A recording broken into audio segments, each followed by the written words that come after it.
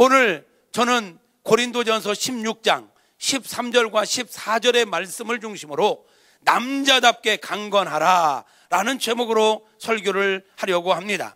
우리 말씀 함께 읽을까요?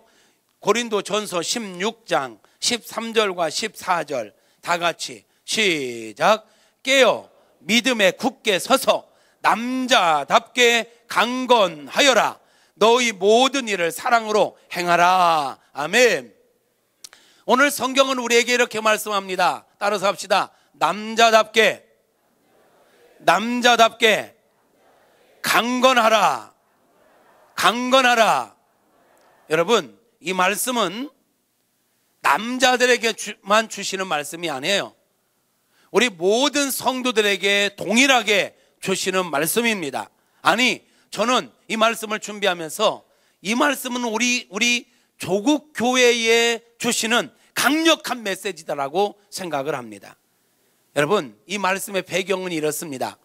고린도 교회에 사도 바울이 편지를 보냈어요. 첫 번째 보낸 편지가 고린도 전서요, 두 번째 보낸 편지가 고린도 후서입니다. 지금 16장은 고린도 전서 마지막 장입니다. 여러분, 고린도 교회는요, 장점이 참 많은 교회였습니다. 대도시에 있었습니다, 당시에. 그러다 보니까 교회 안에 성도들이 많았습니다. 성도들도 많았고요, 성도들이 열심히 있었어요. 열정적인 성도들이 많았습니다. 그러다 보니까 성령의 강력한 역사 가운데 은사도 많이 받았습니다. 그러니까 고린도전서 12장에서는 은사를 다뤄요.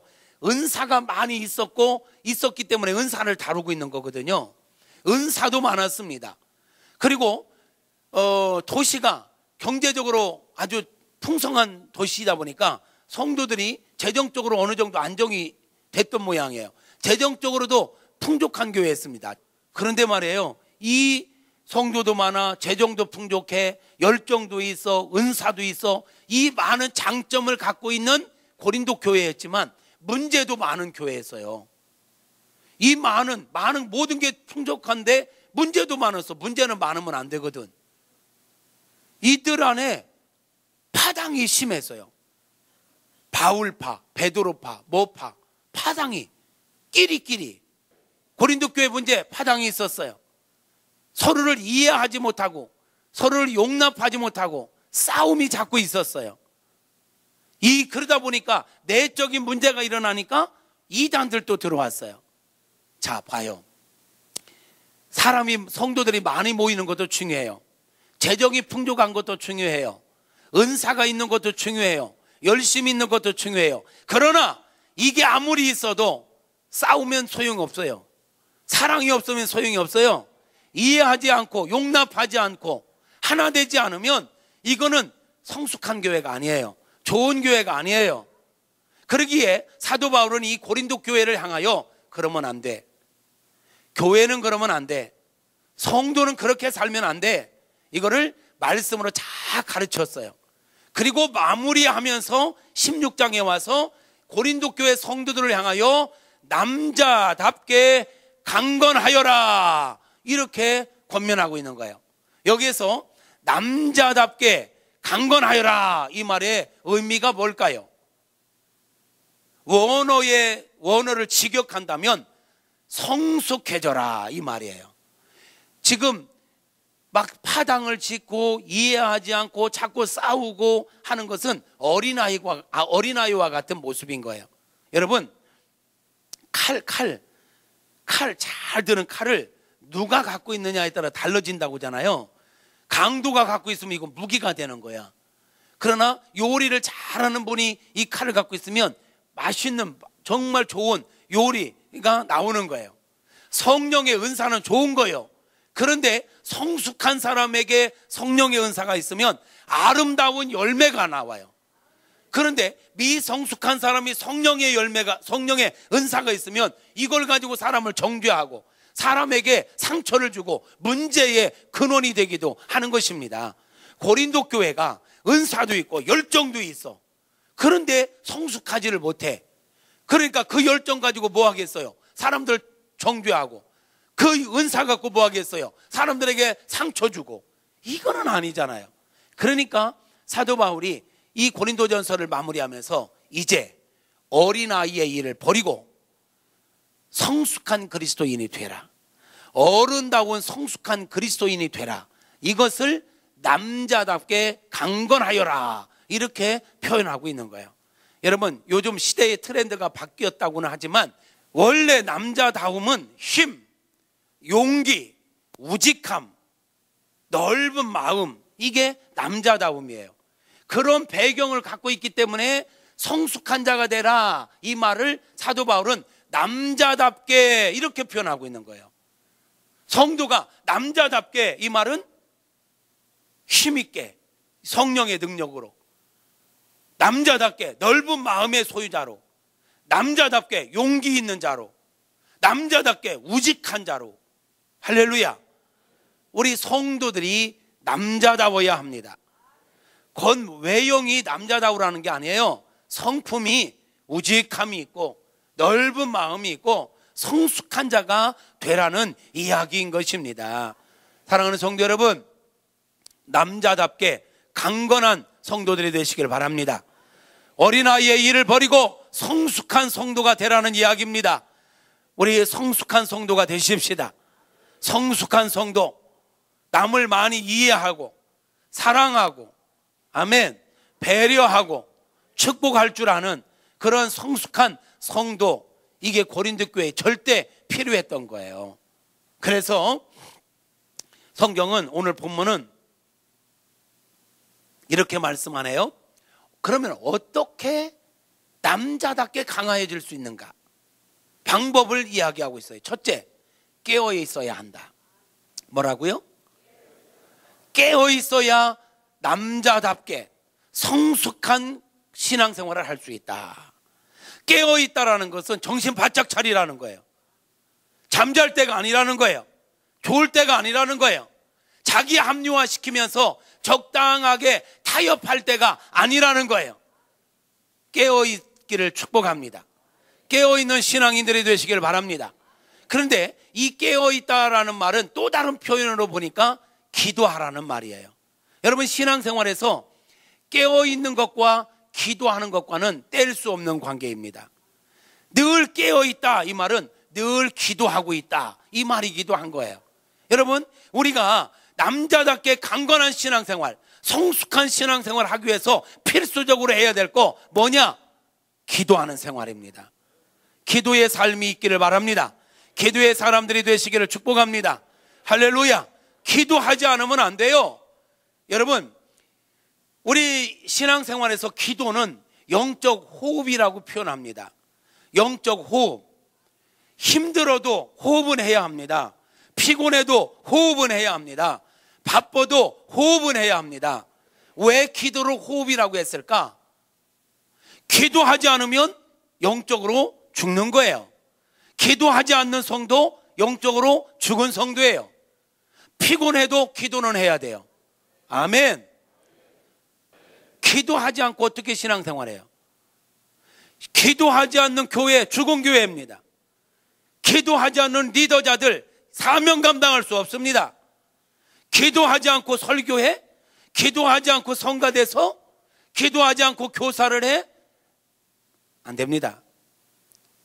기도는 영적 호흡입니다. 기도합시다. 기도합시다. 시간을 정해놓고 기도하십시오. 교회가 정한 기도 시간에 적극 참여하십시오. 새벽 기도합시다. 아멘. 새벽 기도해도 안 죽어요. 사랑하는 성도 여러분, 어린아이의 신앙을 버리고 성숙한 신앙생활을 할 수 있는 첫 번째 조건은, 오늘 본문은 깨어 있어라, 기도하라 말씀하고 있습니다. 오늘날 우리 조국교회의 문제가 뭡니까? 조국교회가 왜 이렇게 힘을 잃었습니까? 조국교회가 왜 이렇게 세상 사람들에게 손가락질을 당합니까? 여러 가지 이유 있지만 근본적인 이유가 뭘까? 기도가 지금 약해지고 있다는 거예요. 옛날 우리 신앙의 선배님들은 목숨 걸고 기도하지 않았나요? 산기도, 저 청년 때까지만 해도, 김영삼 대통령이 대통령 되기 전까지만 해도 산이라는 산마다요 기도 소리가 마치 개구리들이 울어대는 것처럼 저 삼각산 북한산 그 터널 그쪽만 올라가면 막 여기저기서 와글와글 다 기도 소리, 참 꼭대기 능력봉까지 주여 하면서 막 나라와 민족을 품고 기도하고 밤새도록 기도하고, 휴일이 되면 뭐 등산한다고 이렇게 까불고 다니지 않았습니다. 기도하러 다니는 게 등산이었습니다. 기도가 회복되어야 합니다. 교회마다 철야 기도가 얼마나 성행했습니까? 금요일 철야 기도 하면 9시나 10시부터 모이면 토요일날 새벽 기도회까지 올철야 찬양 30분 1시간 하고 또 말씀 1시간 듣고 기도하고 티타임 갖고 또 찬양하고 간증 듣고 또 기도하고 밤새도록 기도하고도, 그리고 새벽 기도하고 그리고 출근해도 잘 살았고요. 그때는 능력이 있었습니다. 그런데 지금 철야 기도하는 교회가 어디 있어? 1시간 기도하자는 것도 안 나오는데, 새벽 기도 넘쳐났지요. 옛날에 차량 운행이 어디 있었습니까? 4km, 8km를 새벽 기도, 눈이 이만큼 쌓여도 그 길을 2시간씩 걸어서 새벽 기도 다녔고, 날로 온풍기가 어디 있어요? 그 추운 여름 이 교회 바닥이 마룻바닥, 바람이 막 숭숭 들어오는 그 속에서도 그냥 한번 쪼그리고 앉으면 땀으로 오히려 추위를 이겨냈고, 그러면서 기도했던 그 기도의 야성이 오늘의 우리 조국교회를 만들어놨는데, 그 은혜로 신앙생활을 우리는 지금 교회를 망가뜨리고 있다 이 말이에요. 기도가 회복되어야 합니다. 기도가 회복돼야 내 영이 살고 교회가 살고 민족이 살게 되는 것입니다. 사랑하는 성도 여러분, 남자답게 강건하여라, 이 말씀대로 신앙생활을 하려면 기도해야 합니다. 기도가 회복될 수 있기를 축복합니다. 기도의 사람이 됩시다. 두 번째로, 남자답게 강건한 신앙생활을 하기 위해서 앞에서 성령 충만 받아야 된다고 했는데, 성령 충만 기도하지 않으면 안 돼요 여러분. 응? 예수님께서 그러잖아요. 예루살렘을 떠나지 말고 약속한 성령을 기다리라. 그랬더니 사람들이 마가의 다락방에 모여서 전심으로 기도했더라. 기도할 때 성령의 강력한 역사가 임했던 것입니다. 기도해야 성령 받고 성령 받아야 제대로 신앙생활합니다. 두 번째, 어떻게 해야 남자답게 강력한 강건한 신앙생활을 할 수 있을까요? 믿음에 견고하게 서야 합니다. 오늘 말씀 13절에 보니까 믿음에 굳게 서서 그랬습니다. 믿음에 굳게 서야 합니다. 흔들리지 마십시오. 여러분, 우리가 살다 보면 어려움 만날 수 있습니다. 어려움 만났다고 해서 하나님 안 계신 거 아닙니다. 우리가 어려움을 만나도 우리가 이 땅에 발을 딛고 사는 동안에는요, 문제 있어요. 어려움도 있어요. 여러분, 아멘 안 해도 어려움 올 수 있습니다. 그러나 분명한 건, 그런 어려움을 만나도 하나님은 여전히 계십니다. 하나님이 여전히 우리를 사랑하십니다. 그러므로 여러분, 어떠한 상황 속에서도 흔들리지 마십시오. 요동치지 마십시오. 어떤 환경 가운데 어떤 유혹이 있고 어떤 문제를 만나도 하나님을 향한 절대 믿음 갖고 살아가는 저와 여러분 되어지기를 축복합니다. 고난 중에도 희망을 노래하는 사람, 아무리 어렵고 힘들어도 아직 끝난 거 아니잖아요. 하나님이 나를 사랑하고 하나님이 나와 함께 하심에 역전될 수 있어요. 그러므로 너무 쉽게 포기하지 말아요. 고난 중에도 희망을 노래하면서 하나님의 때를 기다리면서 인내하면서 믿음으로 승리하는 저와 여러분 모두가 되어지기를 주님의 이름으로 축복합니다. 할렐루야. 늘 깨어서 믿음으로 승리하는 저와 여러분 되어지기를 바랍니다. 성경을 보면요, 믿음이라고 해서 다 같은 믿음이 아니더라고요. 예수님께서 말씀하시는 말을 보면 믿음이라고 다 같은 믿음이 아니에요. 살아있는 믿음이 있는가 하면 죽은 믿음이 있어요. 깨어있는 믿음이 있는가 하면 잠자는 믿음도 있어요. 큰 믿음이 있는가 하면 작은 믿음도 있더라고요. 예수님께 어떤 일을 하고 나면 이 믿음이 작은 자들아, 막 두려워 떨고 오면 왜 두려워하느냐, 왜 무서워하느냐, 이 믿음이 작은 자들아. 변화산 높은 산에서 내려와 봤더니 귀신 들린 자를 못 고쳤잖아요. 제자들이 주님, 아까 우리는 왜 그 귀신을 못 쫓아냈죠? 믿음이 적은 연고다. 기도 외에는 이런 이유가 나갈 수 없다, 이 말씀도 있지만 또 다른 복음서를 보면 믿음이 적은 세대야. 믿음이 없기 때문이다. 겨자씨만한 믿음만 있어도 엄청난 역사가 이루어질 텐데, 여러분, 우리 안에 살아있는 믿음이 있어야 합니다. 육에 속한 믿음이 있는가 하면 영에 속한 믿음이 있습니다. 저와 여러분 안에 영에 속한 믿음이 있기를 바랍니다. 이왕이면 큰 믿음의 사람이 될 수 있기를 바랍니다. 우리가 남자답게 견고한 믿음, 강건한 믿음의 사람이 되려면요, 어떤 상황에 흔들리지 않는 우직한 믿음. 여러분 아세요? 우리가 하나님께 대하여 우직해야 하나님께서 우리에 대하여 우직하게 역사할 수 있어요. 하나님을 믿노라면서 너무 쉽게 막 조석으로 바뀌어. 막 조금만 좀 할렐루야 놀렐루야 했다가 조금만 어려움이 있으면 갑자기 그냥 하나님 없어, 그냥 막 세상 모든 짐을 나 홀로 지고 막 이러지 말고, 여전히 하나님은 계시다. 여전히 하나님 나를 사랑하신다. 그렇게 믿음으로 반응하며 나갈 때 내 믿음대로 될지어다 역사가 일어나는 것입니다. 믿음의 사람이 되십시오. 믿음의 사람이 되십시오. 마지막으로 우리가 남자답게 강건한 신앙생활, 성숙한 신앙생활을 하기 위해서는 14절에 너희 모든 일을 무엇으로 행하라? 사랑으로 행하라. 남자답게 강건한 신앙생활을 하려면요, 사랑으로 행해야 합니다. 사랑으로. 신앙생활을 잘한다는 것은 무엇입니까? 무엇을 하든지 사랑으로 행하는 사람, 이게 신앙생활 잘하는 사람이에요. 고린도 교회 문제가 뭐라고요? 사람도 많고 돈도 많고 은사도 있고 열정도 있어. 근데 이들에게 진짜 중요한 게 없었어요. 왜 파당이 생겨요? 왜 싸워요? 뭐가 없기 때문에? 사랑이 없기 때문에. 그래서 고린도전서 13장 사랑장이 나오는 거예요. 고린도 교회 성도들아, 12장에서 은사를 얘기해서 너희가 예언을 하고 병을 고치고 환상을 보고 엄청난 은사 좋다 이거야. 그렇지만 그 은사에 대해서 이야기하고 13장에 넘어가자마자 이야기하는 게 뭡니까? 너희가 천사의 말을 할지라도 사랑이 없으면 소음이다. 소음. 그 말 자체가 울리는 꽹과리 소리처럼 소음에 불과한다. 너희가 병 고치는 능력이 있고 예언을 하고 엄청난 일을 해도 사랑이 없으면 소용없다. 사랑이 없으니까 이해 못하고, 사랑이 없으니까 용서를 않고, 사랑이 없으니까 끼리끼리 놀고 문제가 생기는 거예요. 성숙한 사랑, 성숙한 믿음이란 사랑으로 행하는 거예요. 무엇을 하든지 사랑으로 행하는 거예요.